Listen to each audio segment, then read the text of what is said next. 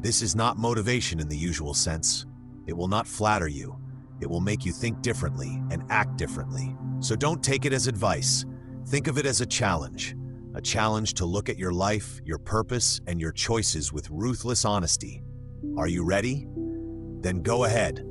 Forget everything you've been told about finding your purpose. Forget follow your passion. Forget find your mission. Forget those silly ideas that somewhere there's some cosmic goal waiting for you. The Stoics knew a harsh truth. Purpose is not found, it is created. You know what harms people the most in their search for purpose?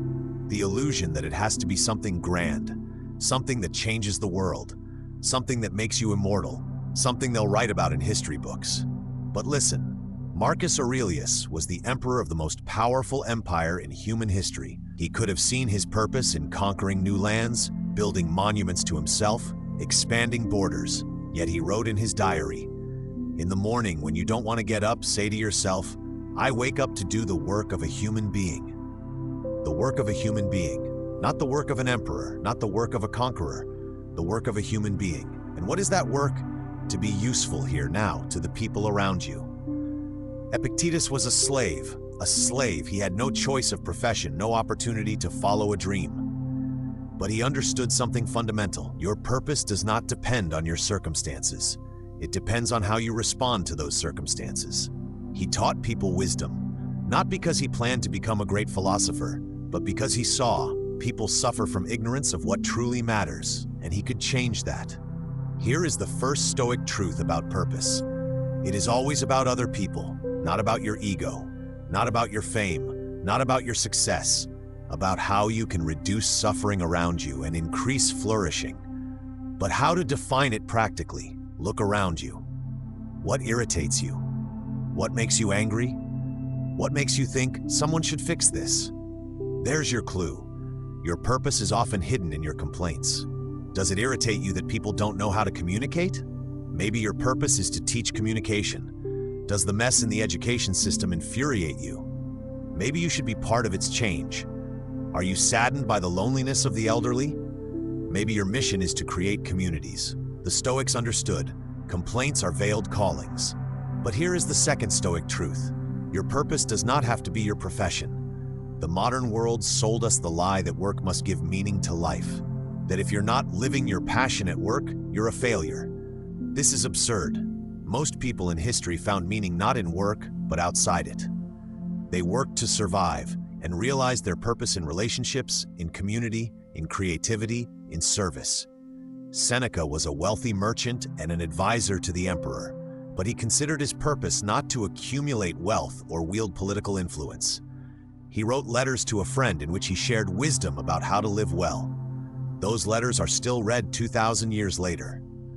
Your purpose may be in how you raise your children, how you support your friends, how you create beauty in your home, how you help your neighbors, how you treat colleagues. The third Stoic truth, purpose is not in the future. It is now. We think when I find my purpose, then I'll start truly living. But that's a trap. Purpose is not a destination, it's a way of traveling. Every day you have the opportunity to realize your purpose, in a conversation with the cashier at the store, in helping a colleague with a project, in a phone call to your parents, in a smile to a stranger. The Stoics called this projective life, living according to your nature as a rational, social being. But how to know that this is your purpose and not someone else's expectations? Here's the Stoic test. Ask yourself not what will make me happy, but what will make me useful. Not what will bring me fame, but what will benefit the world. Not what comes easily to me, but where will my efforts have the greatest impact? Often your true purpose lies at the intersection of three circles: what you do well, what the world needs, and what can support you materially. But sometimes you have to choose, and the Stoics always chose the benefit of the world over personal gain. The fourth Stoic truth, your purpose evolves. What was your calling at 20 may not be at 40. What made sense before having children may change after. What seemed important before losing a loved one may be reevaluated. And that's okay, more than okay. It's a sign of growth. Marcus Aurelius originally trained to be a lawyer. Becoming emperor was not his dream, but when circumstances changed, he embraced the new role as a new purpose. The fifth Stoic truth: purpose does not always bring pleasure. Modern culture convinces us that if you find your purpose, every day will be joy, that you'll never work a day in your life. That's romantic nonsense. Purpose is often hard. It demands sacrifice. It forces you to do what you don't want to for the sake of what's important. A mother who wakes up at night to a sick child fulfills her purpose. But it's not joy, it's duty that fills life with meaning. A teacher working with troubled teenagers fulfills his purpose, but it doesn't always bring pleasure. It's service that makes the world better. The sixth Stoic truth: purpose does not require recognition. Most people who live their purpose will never become famous. No books will be written about them. They won't appear on television, and that's wonderful. A woman caring for her mother with dementia fulfills a deep purpose. A man teaching his son to be honest changes the world. A person who smiles on hard days and brings light to others fulfills a cosmic mission. Purpose is not in scale, it is in depth. The seventh Stoic truth: your purpose has already begun. You think you're searching for it, but in fact, you're already living it, perhaps without realizing. Every time you help someone, you live your purpose. Every time you create something beautiful, you live your purpose. Every time you honestly do your work, you live your purpose. The problem is not that you don't have a purpose. The problem is that you don't recognize what you're already doing as purpose. The eighth Stoic truth: purpose is a choice, not a discovery. You won't find your purpose in a book, at a seminar, or in meditation. You won't receive it in a vision or a revelation. You will choose it every day, in every decision. The decision to be useful instead of a user. The decision to create instead of consume. The decision to serve instead of only take. The ninth Stoic truth: your purpose is connected to your character, not your talents. Talent is what you can do.